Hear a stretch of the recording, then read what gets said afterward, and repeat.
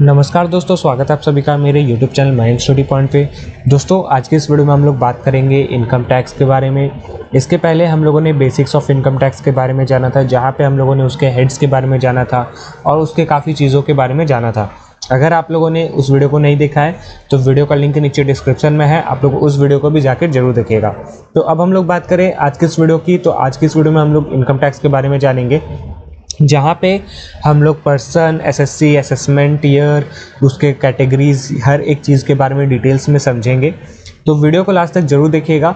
तो चलिए वीडियो में आगे बढ़ते हैं। और वीडियो में आगे बढ़ने से पहले मेरी आप सभी से एक छोटी सी रिक्वेस्ट है कि अगर आप लोग चैनल पर न्यू हो तो चैनल को प्लीज़ सब्सक्राइब कर दो, ताकि आपको हमारे आने वाले वीडियो का नोटिफिकेशन तुरंत मिले, और इसे ज़्यादा से ज़्यादा लोगों तक शेयर करो ताकि उन तक ये वीडियो पहुँचे और उनको भी हेल्प मिले।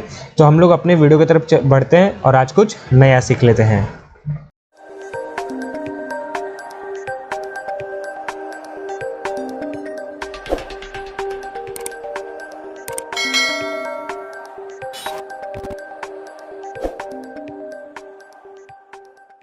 तो दोस्तों, आज की इस वीडियो में हम लोग समझेंगे कि इनकम टैक्स के अंदर पर्सन को किस तरीके से आइडेंटिफाई किया जाता है। इसको सीखने से पहले, इसे समझने से पहले मैं आप सभी को दो तीन चीज़ फिर से याद दिला देना चाहता हूँ। पहला तो ये कि हम लोग जब इनकम टैक्स पढ़ रहे हो तो आपको अपने आप को इनकम टैक्स अथॉरिटी समझकर पढ़ना है। आपको एक क्लाइंट समझ के नहीं पढ़ना है, आपको इनकम टैक्स अथॉरिटी समझकर पढ़ना है कि आप एक इनकम टैक्स डिपार्टमेंट में काम करने वाले लोग हो, पर्सन हो। ओके। दूसरा कि आपको अपने साथ हमेशा एक नोटबुक रखना है, जिसमें मैं जो बता रहा हूँ वो पीपीटी से भी कुछ चेंजेस आ सकता है, मैं पीपीटी से डिफरेंट भी कुछ एग्जांपल्स बता सकता हूँ, तो उस एग्जांपल्स को भी लिख लीजिएगा और उसका नोट्स बना लीजिएगा, ताकि आप जब रिवाइज कर रहे हो, रिवीजन कर रहे हो, तो आपको अच्छे से समझ में उस टाइम पे भी आ जाए। ऐसा ना हो कि कन्फ्यूज़न हो जाए कि ये क्या था और वो क्या था। तीसरा कि आप लोग चाहे कोई भी बुक पढ़ रहे हो इनकम टैक्स के बारे में, सभी जगह सेम चीज़ होता है। मैं दूसरा कहीं से लिख रहा हूँ या फिर आप कुछ और बुक यूज़ कर रहे हैं, ऐसा डरने का नहीं है। आप कहीं भी पढ़ोगे सेम सेक्शन आएगा और सेम डेफिनेशन आएगा, कुछ भी चेंजेस नहीं आएगा। छोटा मोटा अगर कुछ डिफरेंस आता है तो मैं आपको बता दिया करूँगा। तो अब यहाँ पे हम लोग बात करते हैं person under income tax act. ये बताने से पहले मैं आपको टैक्स के बारे में छोटा सा बता देता हूँ कि टैक्स दो तरह का होता है। एक होता है डायरेक्ट टैक्स और एक होता है इनडायरेक्ट टैक्स। डायरेक्ट टैक्स में हम लोग इनकम जो कर रहे होते हैं उसका टैक्स पे करते हैं। डायरेक्ट टैक्स में जैसे कि आप लोग कुछ इनकम किए हो, आपके कुछ फैमिली मेम्बर्स इनकम किए हैं, ठीक है। अब उन्होंने जो अपना फिनेंशियल ईयर में इनकम किया है तो उसका टैक्स गवर्नमेंट को यानी कि हमें देना होता है, हमें पे करना होता है उन लोगों को। तो वो फिनेंशियल ईयर कौन सा होता है? फिनेंशियल ईयर हमेशा स्टार्ट होता है 1 अप्रैल से लेकर 31 मार्च तक। ओके।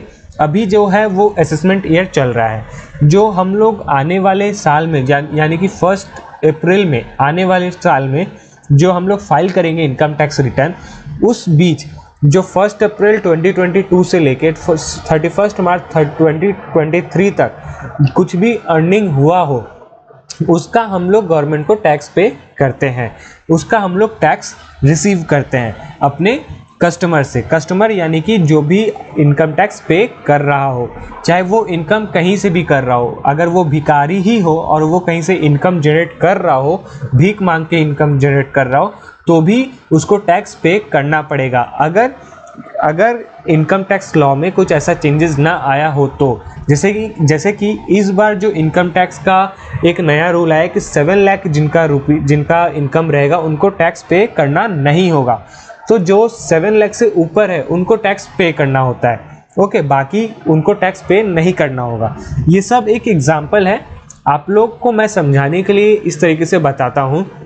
आप लोग इसे प्रैक्टिकली बिल्कुल भी मत देखिएगा। आप जब भी इनकम टैक्स फाइल करो तो पहले पूरा पोर्शन को आप अच्छे से पढ़ लो, समझ लो कि इनकम टैक्स के क्या क्या चेंजेस आए हैं, क्या क्या नए लॉज आए हैं, क्या क्या चेंजेस हुए हैं और क्या क्या चेंजेस नहीं हुए हैं, ठीक है। हर एक चीज़ आपको अच्छे से समझना होगा। तो हम लोग पर्सन अंडर इनकम टैक्स समझते हैं। तो जो इनकम टैक्स के अंदर पर्सन है वो सेक्शन 2 क्लॉज 31 के अंदर डिफाइन किया गया है, जिसके अंदर 7 कैटेगरीज को कवर किया गया है पर्सन के साथ।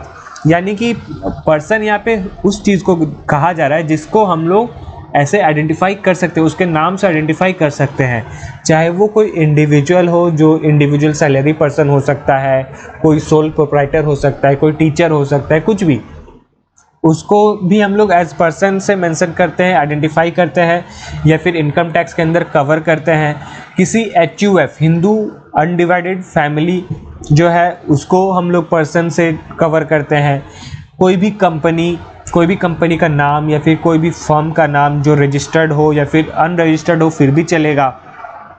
एन एसोसिएशन ऑफ पर्सन, एक लोगों का ग्रुप, कुछ लोगों का group, body of individuals, even without registration, जो रजिस्ट्रेशन के अंदर नहीं है उनको भी हम लोग उसके अंदर आइडेंटिफाई करते, कवर करते एज पर्सन। लोकल अथॉरिटी, आपके एरिया का कोई लोकल अथॉरिटी है उसको भी हम लोग एज पर्सन डिफाइन करते हैं।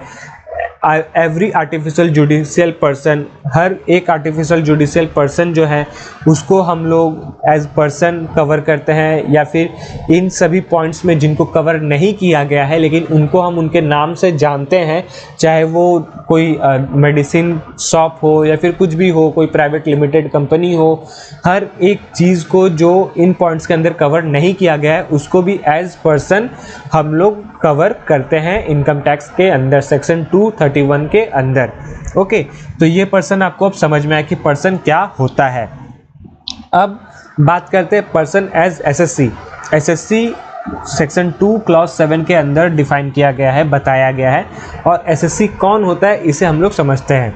एसएससी वो होता है जैसे कि आपके फादर अगर कुछ फिनेंशियल ईयर में इनकम कर रहे हैं और वो रिटर्न फाइल कर रहे हैं, इनकम टैक्स रिटर्न फाइल कर रहे हैं, तो वो एसएससी कहलाते हैं। उनका काम है असेसमेंट ईयर में अपना इनकम टैक्स रिटर्न फाइल करना। तो वो पर्सन जो है वो एसएससी है, चाहे वो इंडिविजुअल हो, चाहे वो HUF हो या फिर कोई भी हो, वो एसएससी है। अब एसएससी के भी कुछ कैटेगरीज होते हैं जो आगे हम लोग वीडियो में देखेंगे। फिलहाल यहाँ पे कुछ सिचुएशंस बताए गए हैं। The various situation when you will be termed as assessee. कुछ ऐसे सिचुएशन है जहाँ पे आपको एसएससी का नाम दे सकता है इनकम टैक्स डिपार्टमेंट। दे सकता है क्या, देता है इनकम टैक्स डिपार्टमेंट। ओके, तो वो क्या क्या पॉइंट्स है वो समझते हैं। You are deemed assessee under income tax act. आप एक डीम्ड एसएससी भी कहला सकते हो अगर आप एक ऐसे पर्सन हो कि आपने किसी और का रिटर्न आपने किया है, किसी और पर्सन का रिटर्न अगर आप फाइल कर रहे हो तो आप डीम्ड एसएससी कहलाते हो। यू हैव टैक्स, इंटरेस्ट और penalty payable to income tax department. आपको हर तरह से टैक्स पे करना है, चाहे वो आप इंटरेस्ट अर्न कर रहे हो या फिर किसी को इंटरेस्ट दे रहे हो, चाहे वो पेनल्टी दे रहे हो या फिर पेनल्टी किसी से ले रहे हो, हर कुछ भी आप कर रहे हो, कहीं से भी अगर आप नुकसान कर रहे हो या प्रॉफिट बना रहे हो, आपको गवर्नमेंट को इनकम टैक्स पे करना होता है। इनकम टैक्स डिपार्टमेंट को आपको इनकम टैक्स पे करना होता है। अगर आप नहीं करोगे तो आपको नोटिस आपके तक पहुंच सकता है, जो हम लोग आगे आने वाले वीडियो में देखने वाले हैं। फिर थर्ड पॉइंट आता है, any proceeding have been done और initiated by the department against your income. कुछ भी ऐसा प्रोसीडिंग हुआ हो जो डिपार्टमेंट के अगेंस्ट हो आपके इनकम के ऊपर, तो वो रिफंड हो सकता है। या फिर वो लॉस अगर हुआ है तो उसको भी आइडेंटिफाई किया जाता है, आपको उसके ऊपर भी टैक्स पे करना होगा।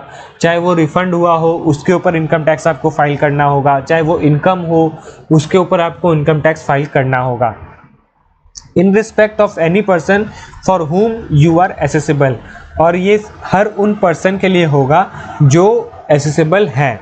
Okay, you are at default under any of the section of the income tax act. For instance, you have not deposited TDS deducted of any person with the government।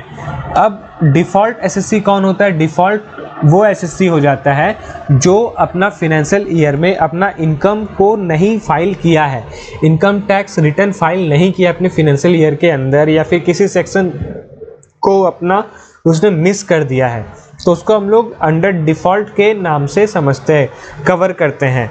लेकिन जैसे कि हम लोग यहाँ पे मान लेते कि आपने एक पर्सन को उसका सैलरी दिया, लेकिन उसका सैलरी में से आपने TDS डिडक्ट नहीं किया है और टीडीएस डिडक्ट करके गवर्नमेंट को नहीं दिया है तो आप डिफ़ॉल्ट एसएससी कहलाओगे। आपको एज डिफ़ॉल्ट एसएससी डील किया जाएगा आपके साथ, ऐसा हो सकता है, जिसको आप लोग डिफ़ॉल्ट एसएससी कहलाएंगे आप लोग।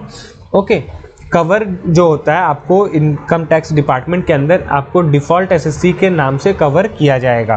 फिर you are entitled to tax refund if any. आपने अगर किसी तरह का टैक्स ज़्यादा दे दिया, अपना इनकम ज़्यादा दिखा दिया हो या फिर इनकम के साथ टैक्स बहुत ज़्यादा दे दिया हो, तो इनकम टैक्स डिपार्टमेंट यानी कि हम आपको वापस भी कर देते हैं। इनकम आपका जो टैक्स हुआ है वो टैक्स आपको वापस भी कर देते हैं, जितना टैक्स हम लोगों ने ज़्यादा ले लिया आपसे। ओके, तो ये पर्सन एज एसएससी है। अब हम लोग समझते हैं कि एसएससी का कैटेगरीज क्या क्या होता है। तो कुछ कुछ बुक्स में आपको कैटेगरीज 3 दिखेंगी, कुछ कुछ में 4 दिखेंगी, कुछ कुछ में 2 दिखेंगी। तो जो यहाँ पे मैं एसएससी के बारे में बता रहा हूँ, इसमें से 1 और 2 एसएससीज जो होते हैं वो कुछ कुछ एसएससी के साथ सिमिलर होते हैं, इसीलिए कहीं कहीं पे आपको 2 या फिर 3 एसएससीज देखने को मिलते हैं। तो सबसे पहले अगर यहाँ पे बात करें तो नॉर्मल एसएससी के बारे में बात करते हैं। नॉर्मल एसएससी वो होता है जो इंडिविजुअल अपने फिनेंशियल ईयर में जो कुछ भी इनकम कर रहा है उसका टैक्स वो उसी फिनेंशियल ईयर के एंड में दे रहा है, वो होता है नॉर्मल एसएससी। जैसे कि आपके फादर अगर खुद से इनकम टैक्स फाइल कर रहे हैं तो वो हो जाते हैं नॉर्मल एसएससी। ठीक है, चाहे आपके फादर ने इनकम किया हो या फिर लॉस किया हो, जो कुछ भी किया हो, या फिर पेनल्टी पे कर रहे हो, इंटरेस्ट पे कर रहे हो, तो आपको हर साल फिनेंशियल ईयर का आपको इनकम टैक्स रिटर्न फाइल करना होता है, जो आपको इस डेफिनेशन के अंदर, इस पैराग्राफ के अंदर बताया गया है। आप लोग को पीपीटी का पीडीएफ डिस्क्रिप्शन बॉक्स में लिंक मिलेगा, वहाँ से इसे डाउनलोड कर लीजिएगा और उसे पढ़ सकते हो। यहाँ पे मैं अगर पढ़ के बताने गया तो आपको ये वीडियो देखने के लिए बहुत टाइम लग जाएगा। ओके, तो ये नॉर्मल एसएससी है जो मैंने आपको बताया, आप लोग इसे पढ़ सकते हो। फिर आता है रिप्रेजेंटेटिव एसएससी। रिप्रेजेंटेटिव एसएससी कौन होता है? हर वो एसएससी, हर वो पर्सन जो आपके लिए काम कर रहा हो, यानी कि आपके फादर जो है, आपके फादर किसी दूसरे आदमी से इनकम टैक्स फाइल करवा रहे हो, चाहे वो किसी तरह का एजेंट हो, चाहे वो चार्टर्ड अकाउंटेंट हो, चाहे वो लॉयर हो, किसी से भी इनकम टैक्स अगर फाइल करवा रहे हैं तो वो जो एजेंट है, जो थर्ड पार्टी पर्सन है, वो होता है रिप्रेजेंटेटिव एसएससी। अब आप चाहो तो अगर आपको लॉस हुआ है तो भी आप एक नॉर्मल एसएससी हो, और जो आदमी आपके लिए फाइल कर रहा है और वो लॉस में फाइल कर रहा हो तो रिप्रेजेंटेटिव एसएससी कहलाएगा। इसके अंदर यही चीज़ बताया गया है, उसको हम लोग रिप्रेजेंटेटिव एसएससी कहते हैं, कवर करते हैं। अब तीसरा आता है डीम्ड एसएससी। डीम्ड एसएससी कौन होता है? डीम्ड एसएससी वो होता है जो किसी और के नाम से इनकम टैक्स फाइल कर रहा हो। जैसे कि सपोज मान लीजिए कि आपके फादर ने आपको या फिर आपके मदर को कुछ प्रॉपर्टी साइन करके दे दिया और वहाँ से वो इनकम जनरेट कर रहे हैं, तो कह तो रहे वो गवर्नमेंट को कि ये पैसा जो इनकम हो रहा है वो तो आपकी वाइफ के नाम पे हो रहा है, तो आप कैसे टैक्स पे कर सकते हो। तो ऐसा नहीं होता। जैसे कि हम लोगों ने प्रीवियस वीडियो में 5 हेड्स समझे थे कि हम लोग इनकम टैक्स को किस तरीके से जानते हैं, किस तरीके से इनकम टैक्स फाइल होता है। तो उसमें हम लोगों ने बात किया था कि चाहे आप इनकम कर रहे हो, चाहे आपके फैमिली इनकम कर रहे हो, फैमिली मेंबर इनकम कर रहे हो, टैक्स आपको पे करना पड़ेगा और इनकम टैक्स डिपार्टमेंट आपको किसी ना किसी तरीके से वहाँ से आपके हाथ से टैक्स कटवाएगा ही, इनकम का टैक्स लेगा ही, आप चाहे कुछ भी कर रहे हो, क्योंकि पैसे वापस में आपके पास ही आ रहे हैं, आपके अकाउंट में ही आ रहे हैं। तो जो कुछ भी कहीं से भी इनकम हो रहा है, चाहे वो इनकम हो रहा हो, चाहे लॉस हो रहा हो, आपको उसका टैक्स पे करना पड़ेगा। तो डीम्ड एसएससी वही कहलाता है जो इंडिविजुअल अपना पोजीशन छोड़ के किसी और का नाम से इनकम टैक्स रिटर्न फाइल कर रहा हो, वो होता है deemed SSC.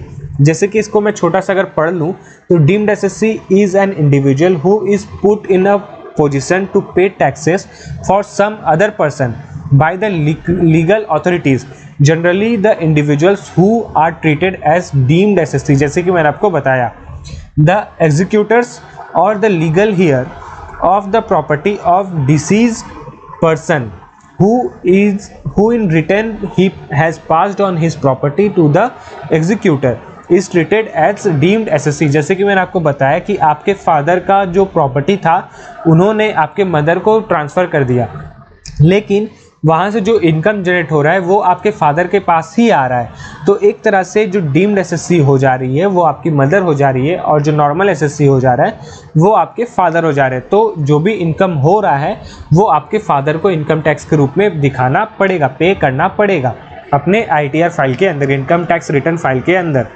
The eldest son और any other legal heir of a deceased individual who has expired without writing his will is treated as deemed SSC। और फिर वो पर्सन भी होंगे जो लोग जिसके पेरेंट्स या फिर ऐसा कोई पर्सन जहाँ से वो इनकम कर रहा था और वो पर्सन डेथ हो जाता है और उसका कोई रिलेटिव अगर उसके लिए इनकम टैक्स पे कर रहा है और उसका इनकम वो खुद अपने पास रख रहा है तो वो भी डीम्ड एसएससी कहलाता है। ठीक है। The guardian of a minor, a lunatic और an idiot is treated as deemed assessee. अब वो लोग भी डीम्ड एसएससी कहलाएंगे जो माइनर हो, जिनके जो पैसे अर्न कर रहे हैं और वो पैसे ले जाकर वो अपने पेरेंट्स को दे दे रहे हैं। जो एक ऐसे लोग भी हैं जो जिनका मानसिक संतुलन अच्छा नहीं है लेकिन वो पैसे इनकम कर रहे हैं, तो वो लोग जिनको पैसे दे रहे जाकर उनका जो इनकम टैक्स रिटर्न हो रहा है तो वो डीम्ड एसएससी कहलाएंगे। Okay. The agent of a non resident Indian having income source of India is treated as deemed income. एक ऐसा एजेंट जो नॉन रेसिडेंट है, इंडिया का वो रहने वाला नहीं है लेकिन उसका सोर्स ऑफ इनकम जो है वो इंडिया का है, तो वो भी डीम्ड एसएससी के नाम से ट्रीट किया जाएगा। ओके, तो ये कैटेगरीज थे। अब एक और कैटेगरीज आता है assessee in default. Assessee in default में कौन आता है? वो एसएससीज आते हैं जो अपने फिनेंशियल ईयर के टाइम पे अपना इनकम टैक्स रिटर्न किसी एक सेक्शन में फाइल करना भूल जाते हैं या फिर मिस कर देते हैं, या उनसे गलती हो जाती है, वो लोग मिस कर देते हैं कि मैं नहीं कर पाया या फिर कुछ रीज़न था। तो ये जो होता है, उन्होंने जो गलतियाँ की है, जिस चीज़ को उसने मिस किया है, तो उसे हम लोग एसएससी डिफ़ॉल्ट कहते हैं, एसएससी इन डिफ़ॉल्ट। इसके अंदर हर वो इंडिविजुअल आता है जो लीगली हर बार टैक्स तो पे करता था लेकिन इस बार किसी कारण से उसने टैक्स पे नहीं किया है, भूल गया, तो उसको हम लोग डिफ़ॉल्ट एसएससी के नाम से ट्रीट करते हैं। जैसे कि टीडीएस, अगर आपने किसी एम्प्लॉय को उसका सैलरी दिया और उसके सैलरी में से गवर्नमेंट को टीडीएस डिडक्ट करके नहीं दिया तो आप डिफ़ॉल्ट एसएससी कहलाओगे। ओके, तो एसएससी और एसएससी के कैटेगरीज आपको समझ में आए। अब हम लोग बात करते हैं उसके कुछ ड्यूटीज़ की। एसएससीज के ड्यूटीज़ क्या होते हैं, रिस्पॉन्सिबिलिटीज़ क्या क्या होती है। तो यहाँ पे पहला पॉइंट ये बताया गया है, the assessee must make sure to file their returns on time.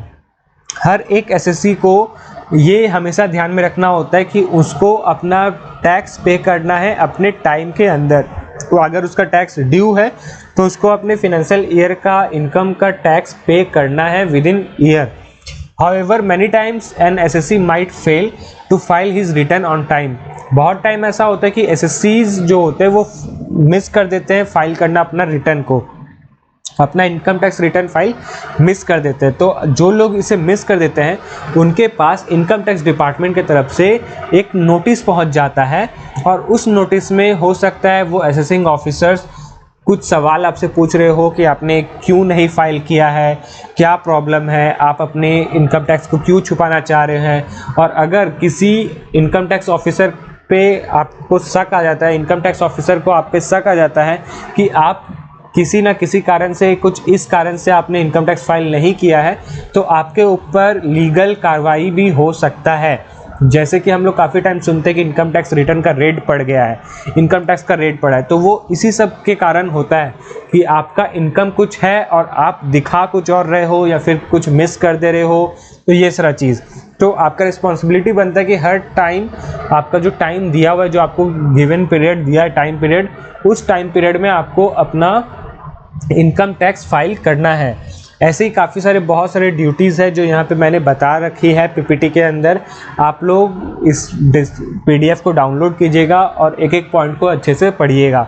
मैं आपको 2-3 पॉइंट्स बता दे रहा हूँ, लेकिन मैं पूरा अगर बताने जाऊँगा, हर एक ड्यूटीज़ को बताने जाऊँगा तो ये वीडियो बहुत बड़ा बन जाएगा। और वैसे भी मैं इस वीडियो में काफ़ी धीरे धीरे बता रहा हूँ ताकि आपको अच्छे से इनकम टैक्स के बारे में पता चल जाए।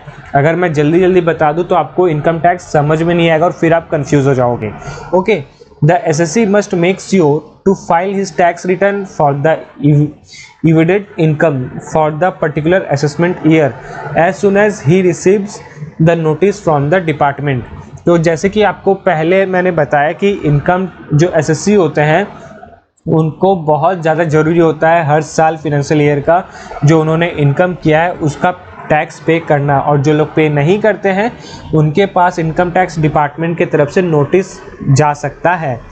Having filed the returns he may requested the assessing officer for a copy which clearly indicates the reason for which the notice has been issued by the officer to him। आपने अगर income tax return file किया है तो आप assessing officer से उसका copy मांग सकते हो, जहां पे असेसिंग ऑफिसर आपको ये इंडिकेट करता है उस नोटिस के थ्रू कि आपने अपना income tax return clearly show किया है और वो सही भी है, लीगल है।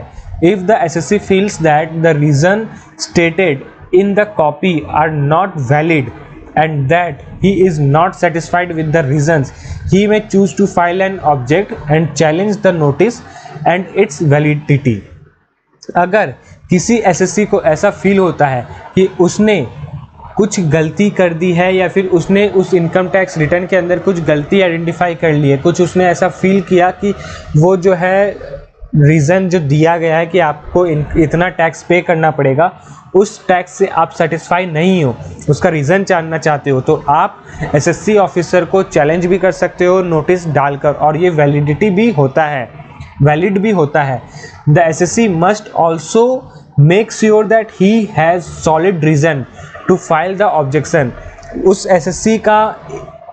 एसएससी को इतना कॉन्फिडेंस होना चाहिए, इतना कंफर्मेशन होना चाहिए कि वो जो भी ऑब्जेक्शन लगा रहा है, एलिगेशन लगा रहा है, वो सही हो। ये बहुत सॉलिड रीज़न होना चाहिए। ऐसा नहीं कि कुछ भी छोटा मोटा चीज़ को देखकर आपने बता दिया, ऐसा नहीं होना चाहिए। बिल्कुल सॉलिड रीज़न के साथ आपको अगर ऑब्जेक्शन करना है तो आपको करना होगा और ये राइटफुली डिसाइड करना होगा। वहाँ पे आपके बहुत सारे क्वेश्चंस भी रेज हो सकते हैं जब आप वहाँ पे फाइल करते हो उस नोटिस के अंदर, तो गवर्नमेंट आपसे काफ़ी सारे सवाल पूछ सकता है।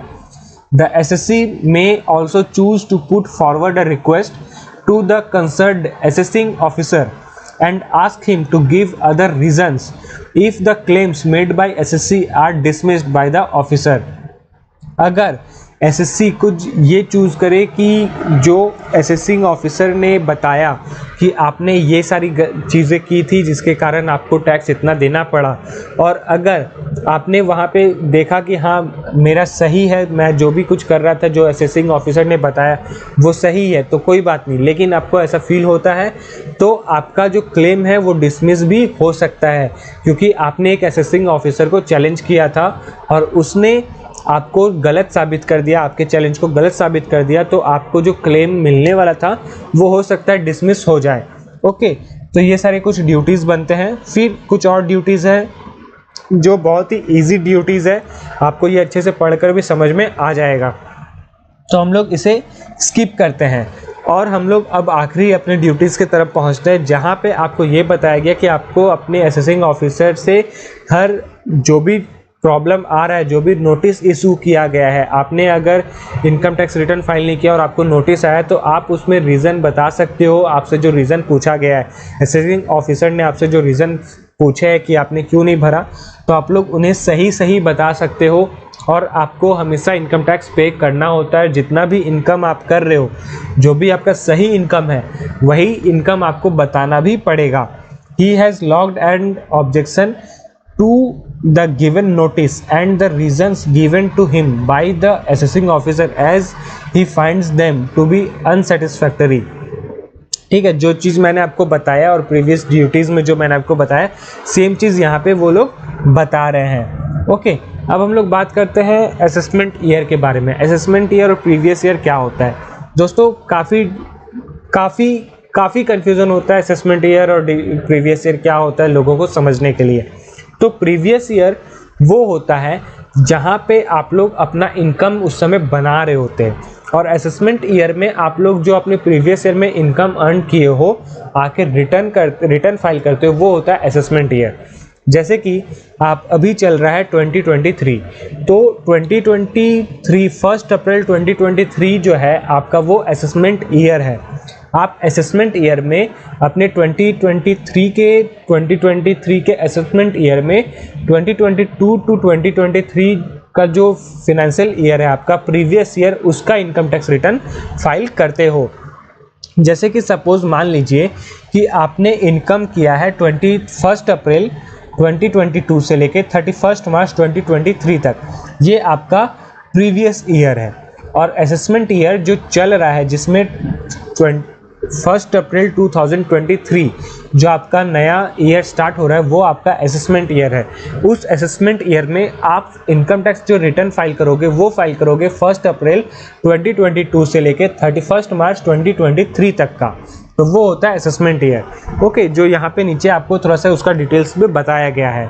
तो अगर आप लोग सपोज कीजिए कि आप लोग 2022 के ईयर में होते, तो आपका प्रीवियस ईयर कौन सा होता है, तो आपका प्रीवियस ईयर 2021 टू 2022 होता, 1 अप्रैल 2021 टू 31 मार्च 2022। ओके, तो इसी तरीके से काम किया जाता है, इसी तरीके से असेसमेंट ईयर को आइडेंटिफाई किया जाता है। तो दोस्तों आज के लिए बस इतना ही। उम्मीद करता हूँ कि आप सभी को मेरा वीडियो पसंद आया होगा। तो जाते थे वीडियो को लाइक कीजिए, चैनल पे न्यू हो तो चैनल को प्लीज़ सब्सक्राइब कीजिए। अगर आपको वीडियो में कुछ ऐसा प्रॉब्लम लगता है कि वीडियो अच्छे से नहीं बन रहा है, तो आप लोग उसका फीडबैक दीजिए। आप लोग अंगूठा वहाँ पे जो लाइक बटन है उसमें डिसलाइक प्रेस मत कीजिए। आप लोग मुझे फीडबैक दीजिए कि सर आपका वीडियो यहाँ पे आपको मुझे ये सही नहीं लगा, कि आपने गलत बता दिया या फिर कुछ भी, तो उसे आप लोग कमेंट कीजिए। मैं उसे नेक्स्ट वीडियो पे सुधार दूंगा और आगे भी अच्छी वीडियो बनाने की कोशिश करूंगा। तो आप लोग को अगर वीडियो जैसा भी लगता है तो आप लोग उसका कमेंट कीजिए, फीडबैक कीजिए। आप लोग डिसलाइक वीडियो को मत कीजिए। वीडियो को पूरा देखने का आपका बहुत बहुत धन्यवाद।